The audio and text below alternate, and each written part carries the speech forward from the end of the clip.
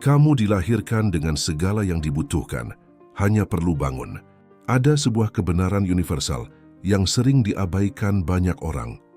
Kamu dilahirkan dengan segala sesuatu yang kamu butuhkan untuk membangun kehidupan impianmu. Saya tidak sedang berbicara tentang sesuatu yang mistis atau abstrak, melainkan sesuatu yang lebih dalam dan nyata. Saya berbicara tentang pikiranmu, hatimu, dan kemampuanmu untuk menciptakan, belajar, dan berkembang. Kamu sudah memiliki alat, sumber daya, dan kekuatan di dalam dirimu untuk mengubah setiap rintangan menjadi peluang. Namun seperti benih yang tersembunyi di bawah lapisan tanah yang gelap, kekuatan itu akan tetap tertidur sampai kamu memutuskan untuk membangunkannya. Dan sekarang kita berada di hadapan kebenaran ini, siap untuk bangkit. Bayangkan Thomas Edison di laboratoriumnya yang redup, dikelilingi oleh ribuan percobaan yang gagal. Dia bukan sekadar seorang penemu, dia adalah arsitek dari potensi manusia. Setiap bola lampu yang tidak menyala bukanlah kegagalan, melainkan langkah penting menuju penerangan dunia. Dia tahu bahwa kegagalan bukanlah lawan dari kesuksesan, melainkan bagian darinya. Seperti kamu, Edison dilahirkan dengan semua yang dibutuhkan, rasa ingin tahu, keteguhan, dan kemampuan untuk belajar dari setiap kesalahan. Yang membedakannya adalah kemampuannya melihat potensi tersembunyi di tempat orang lain, hanya melihat kerugian. Dan itulah yang harus kita lakukan sekarang.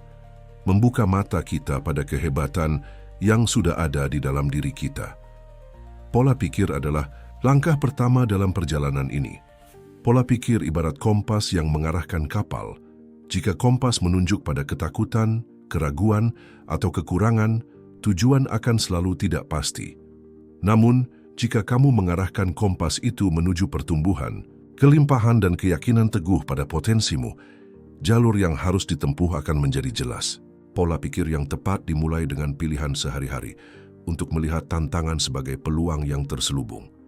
Pikirkan Walt Disney yang dipecat dari sebuah surat kabar karena tidak cukup imajinatif. Betapa ironisnya mendengar hal itu sekarang ketika kita memikirkan seorang pria yang telah mendefinisikan ulang cara dunia bermimpi. Dia tidak mengubah dunia karena keberuntungan atau bakat bawaan. Dia melakukannya karena pola pikirnya tidak tergoyahkan. Dia percaya bahwa mustahil hanyalah kata sementara, batas yang ditakdirkan untuk dilampaui. Namun pola pikir saja tidak cukup. Untuk benar-benar bangun, kamu harus memupuk keyakinan mutlak pada dirimu sendiri. Keyakinan bukanlah soal agama atau takhayul. Ini adalah keyakinan mendalam, batiniah, bahwa kamu memiliki kekuatan untuk membentuk takdirmu. Andrew Carnegie, Raja Baja, tidak dilahirkan kaya. Dia memulai sebagai anak imigran miskin, bekerja di pabrik, dan menghadapi kesulitan yang bagi banyak orang tampak tak teratasi. Namun dia membawa keyakinan teguh bahwa dia bisa berkembang. Keyakinan ini bukanlah naif, ini strategis. Dia tahu bahwa setiap langkah yang penuh tujuan membawanya lebih dekat ke tujuan akhirnya. Dan keyakinan inilah yang membawanya membangun sebuah imperium. Tidak hanya untuk dirinya sendiri, tetapi juga untuk menginspirasi jutaan orang lintas generasi. Keyakinan pada diri sendiri ini harus dipupuk dengan kejelasan. Tanpa kejelasan, kita seperti perahu hanyut, didorong oleh angin gangguan dan ketidakpastian. Pikirkan Henry Ford yang merevolusi industri otomotif dengan visinya tentang produksi massal. Dia tidak hanya membuat mobil, dia sedang membangun masa depan di mana semua orang memiliki akses ke mobilitas. Kejelasannya begitu kuat sehingga dia berhasil mengubah ide sederhana menjadi kekuatan yang mengubah masyarakat. Tentu saja dia menghadapi keraguan, kritik, bahkan sabotase. Tetapi dia tidak pernah kehilangan fokus pada tujuannya. Kejelasan adalah mercusuar yang membimbing tindakanmu, memberi makna pada keputusanmu. Ketika kamu tahu persis apa yang kamu inginkan, alam semesta mulai bekerja untuk membantu kamu mendapatkannya.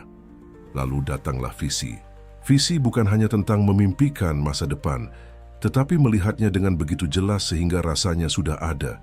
Abraham Lincoln, seorang pria yang mengatasi banyak kesulitan, memiliki visi Amerika yang bersatu dan bebas. Dia bisa memvisualisasikan masa depan itu bahkan ketika saat ini tenggelam dalam kekacauan dan perang. Visinya begitu kuat sehingga menopangnya di saat-saat tergelap. Dia tahu bahwa kemajuan tidak selalu linier.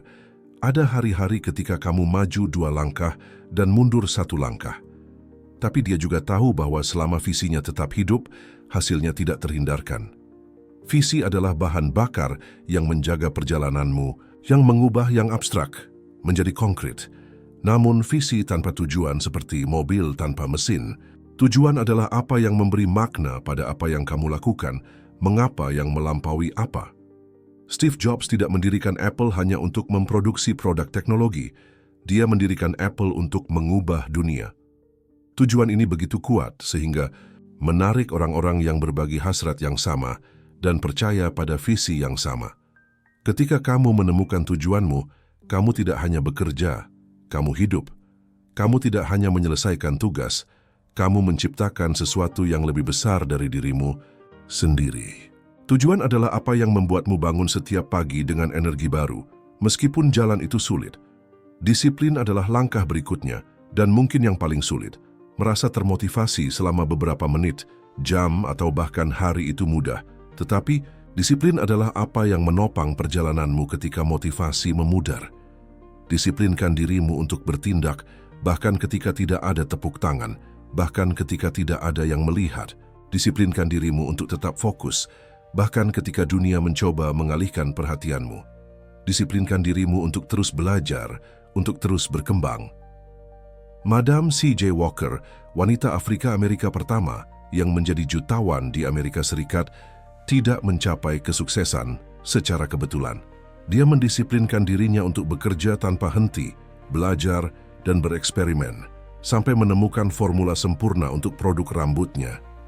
Disiplin adalah apa yang mengubah mimpi menjadi kenyataan, usaha menjadi hasil. Dan meski begitu, tindakan adalah puncak dari semuanya. Tanpa tindakan, semua bagian lain dari teka-teki itu tidak berguna.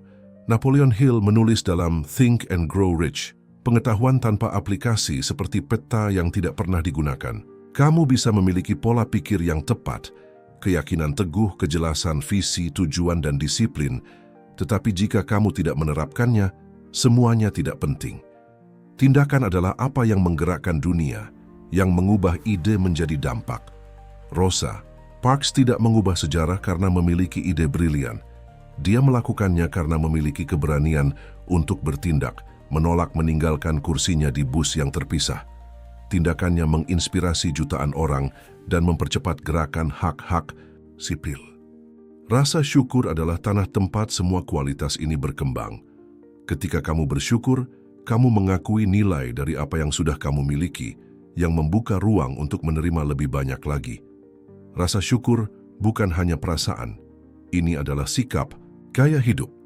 Oprah Winfrey yang melewati masa kecil penuh kemiskinan dan pelecehan mengaitkan sebagian besar kesuksesannya dengan rasa syukur.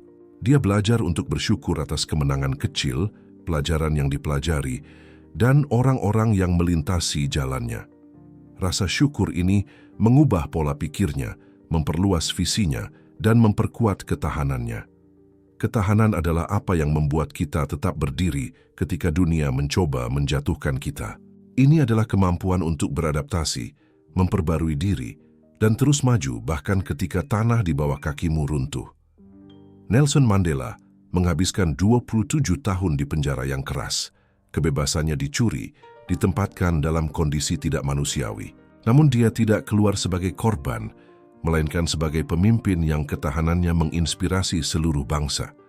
Dia tahu bahwa kekuatan sejati bukanlah tentang menghindari jatuh, melainkan bangkit setiap kali jatuh. Ketahanan mengubah hambatan menjadi batu loncatan. Kemampuan beradaptasi adalah kunci untuk berkembang di dunia yang terus berubah. Orang-orang paling sukses bukanlah mereka yang melawan perubahan, mereka yang merangkul perubahan sebagai peluang untuk berkembang. Pendiri Amazon, Jeff Bezos, memulai dengan menjual buku online, tetapi menyesuaikan visinya untuk merangkul teknologi dan pasar baru. Dia memahami bahwa kesuksesan bukanlah tentang bertahan pada satu ide, melainkan tentang evolusi terus-menerus. Kemampuan beradaptasi memungkinkan kita menavigasi gelombang waktu, mengubah tantangan menjadi keuntungan. Terakhir, pembelajaran terus-menerus memastikan bahwa perjalanan kita tidak pernah berakhir. Belajar itu seperti bernapas, tanpanya kita berhenti tumbuh. Salah satu pikiran terbesar dalam sejarah, Albert Einstein, pernah berkata, pikiran yang diperluas oleh ide baru tidak pernah kembali ke ukuran semula. Pembelajaran memperluas cakrawala kita, membuka peluang baru, dan menjaga kita tetap terhubung dengan aliran pengetahuan yang tak terbatas. Ketika kamu mengadopsi pembelajaran sebagai gaya hidup, kamu menjadi tak terkalahkan. Jadi, inilah akhir dari narasi ini, tetapi bukan akhir dari perjalananmu. Kamu dilahirkan dengan segala sesuatu yang kamu butuhkan untuk menaklukkan yang luar biasa. Sekarang, membangunkan kekuatan itu tergantung padamu. Lihatlah ke dalam dirimu, ke lautan potensi yang luas itu yang masih tidur di sana. Lihatlah, rasakan, peluklah. Dan ketika kamu memutuskan untuk bertindak, ketahuilah bahwa seluruh alam semesta akan siap merespons. Karena alam semesta tidak menunggu kamu menjadi sempurna. Ia menunggu kamu menjadi berani. Keberanian untuk percaya, untuk bertindak, untuk bertahan. Dan ketika kamu melangkah, yang mustahil akan mulai terbuka di hadapanmu. Inilah momenmu. Inilah kebangkitanmu. Semoga versi Indonesia ini sesuai dengan harapanmu. Jika ada bagian yang ingin diperbaiki atau ditambahkan, beritahu saya.